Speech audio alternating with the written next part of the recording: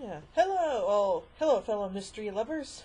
Welcome to the first installment of Mystery March. This is a series of videos where I take a look at various mystery shows that I love, and this month I'm going to be tackling Sherlock. And yes, I'm going to be reviewing every single episode of Sherlock this month. And yes, that will include The Abominable Bride. So, there you go. Anywho, so let's start things off with the very first episode of Sherlock, A Study in Pink. So, here we go. John Watson, an army doctor injured in Afghanistan, meets Sherlock Holmes, who is looking for a flatmate to share a flat at 221B Baker Street, owned by landlady Mrs. Hudson. The police, led by Detective Inspector Lestrade, have been baffled by a series of strange deaths, which you can only describe as serial suicides. Sherlock looks at the lady's crime scene of a woman named Jennifer Wilson who was dressed in pink. Sherlock deduces Wilson was a serial adulterer in an unhappy marriage. Unlike other victims, she left a note crawling "Rach" into the floor. Sherlock ignores forensic expert Anderson's suggestion that it's German for revenge, and reckons the victim died before completing the name Rachel. Sherlock finds splashes of mud on her leg, thrown up by the wheel of a suitcase, and deduces she is from out of town. The police found no suitcase with the body, but Sherlock searches for it later, finding it abandoned nearby. Meanwhile, John receives a call in a telephone box and is taken to an empty warehouse, where he meets a man who claims to be Sherlock's arch enemy. He offers him money to spy on Sherlock, but John refuses. The man also tells John that far from suffering from post-traumatic stress disorder, as his therapist believes, he actually misses the war. When John returns to 221B, Sherlock asks him to send a text. Sherlock asks him to send a text message to Wilson's still missing phone, hoping the murderer will make a move. While waiting at a local restaurant, Sherlock notices a cab and gives chase, using his extensive knowledge of London streets and alleys to outpace it on foot. However, when they finally stop the cab, the passenger is a tourist from North America who has just arrived in the United Kingdom, a perfect alibi.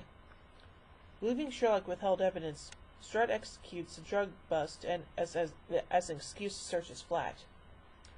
Sherlock presumes Rachel was Wilson's email password, and the victim planted her phone on the killer so he could be traced by GPS.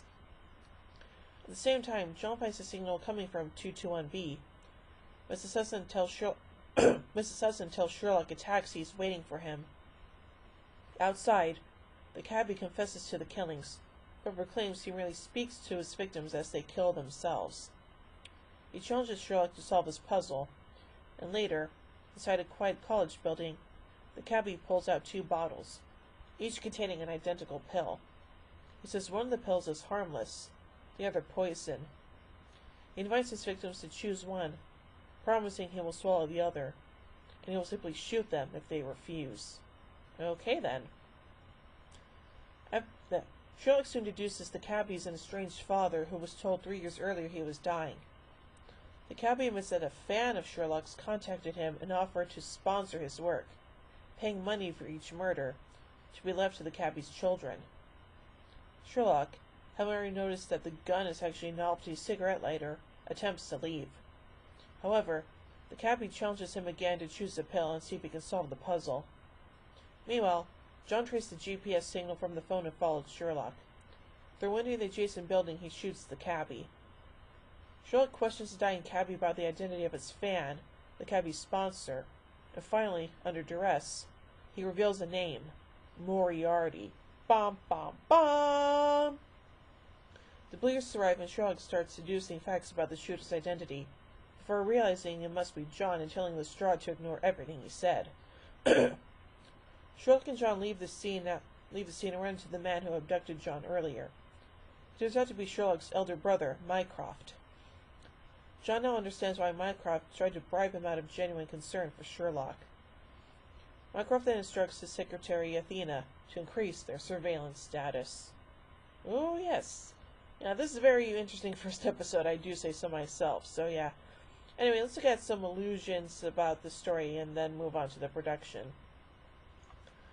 The episode is loosely based on A Study in Scarlet and contains allusions to other works by Arthur Conan Doyle. Moffat said of A Study in Pink and A Study in Scarlet, quote, "There are many elements of the story and the broad shape of it, but we mess around with it a lot." Tom Sutcliffe of The Independent points out, quote, "Fans will recognize at once that the close reading of Sherlock applies to John's mobile phone is from an identical analysis of a pocket watch taken from the Sign of the Four. More slightly oblique is the conversion of the lost ring that Holmes uses to lure the killer in his study in Scarlet to a lost ring, a mobile phone that can be used to contact the killer directly. The episode also uses an identical clue to the original story, but it gives a different meaning. Both stories feature Rach written at the scene of the crime. In the original story, Holmes dismisses a suggestion that the victim was trying to write Rachel, instead of pointing out that Rach is German for revenge. In this version, Holmes's interpretation is reversed. He scoffs at the revenge explanation and suggests the victim was trying to write Rachel. The three-patch problem that Sherlock describes is similar to the term three-pipe problem he uses in The Red-Headed League. The mention by Mrs. Hudson of Mrs. Turner who lives next door is a reference to a point in A Scandal in Bohemia where Holmes's landlady is once named as Mrs. Turner instead of as Mrs. Hudson. The fever shot of "The game Mrs. Hudson is on" is a reference to a line in The Adventure of the Abbey Range. The game is afoot, which is frequently accredited to Holmes in adaptations. In the 2013 mini-episode Many Happy Returns, the newspaper headline tantalizingly reads, "The game is back on," as a harbinger of the character's imminent return. The cabby is dying of a brain aneurysm, while the murderer in A Study in Scarlet is dying of an aortic aneurysm.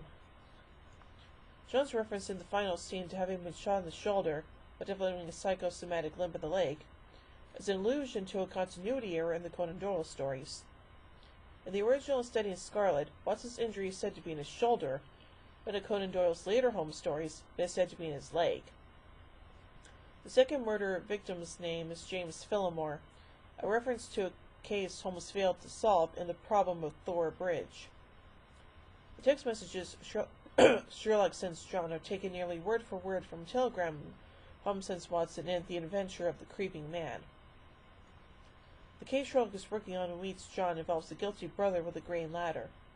This is an apparent reference to an unfinished story found after Conan Doyle's death, since completed as The Adventure of the Tall Man, and included, sometimes as only the original outline, in some editions of the Sherlock Holmes Acrophia. And last but not least, let's move on to the production of this episode. The story was originally timed as a 60-minute pilot for Sherlock, written by Koki Giedroyc. Sorry if I mispronounced that. It was planned to be broadcast in mid to late 2009.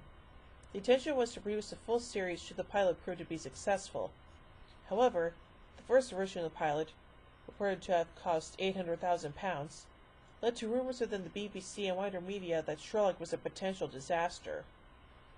The BBC decided not to transmit the pilot, requesting a reshoot in a total of 3 90-minute episodes. The Sun reported an unnamed source as saying, quote, "The crew just couldn't reuse footage because the series is now totally different. The stories are now more intricate and detailed, so they basically had to start again." The newly shot episode, says journalist Mark Lawson, was, quote, "substantially expanded and rewritten, and completely reimagined in look, place, and sound. The first series of Sherlock was produced in reverse order. A Study in Pink was the last of the 3 to be produced. This was because episode writer and co-creator Stephen Moffat was busy with the 5th series of Doctor Who.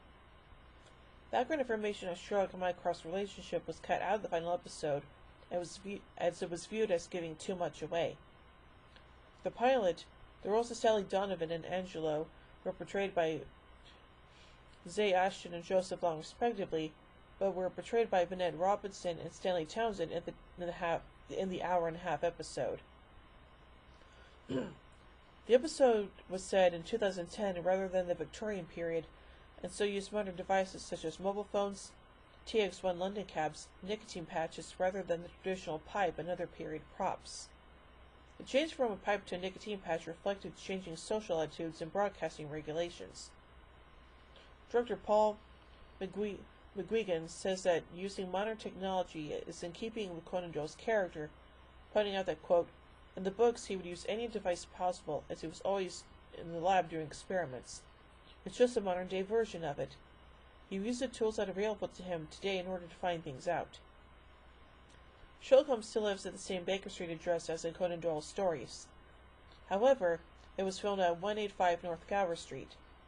Baker Street was impractical because of heavy traffic, and the number of things labeled Sherlock Holmes, which would need to be disguised. Filming on the pilot began in January 2009 in location in London and Cardiff. It was written by Moffat and directed by Koki Deirdrick. Again, sorry if I butchered that pronunciation. A 7-hour night shoot took place on the 20th and 21st of January at the No Sign Bar in Wynn Street, Swansea. The bar had been redesigned as an Italian restaurant for the shoot, where Holmes and Watson dined. Location managers selected the bar as the venue because they needed a building that could double as an Italian restaurant that was close to an alley. On January 21st, scenes were shot in Newport Road, Cardiff. Location shooting concluded on January 23rd with scenes filmed on Baker Street, London. During that week, filming was also done on location in Methrir Tidfil. Again, I'm sorry if I butchered the pronunciation of that. According to Moffat and Gatiss, the BBC liked the pilot so much that they ordered 3 90-minute films. However, the pilot version of Steady in Pink had been produced as a 60-minute film. The producers felt that they could not simply add another half an hour to the episode. They had to film it again. Producer Sue Virtue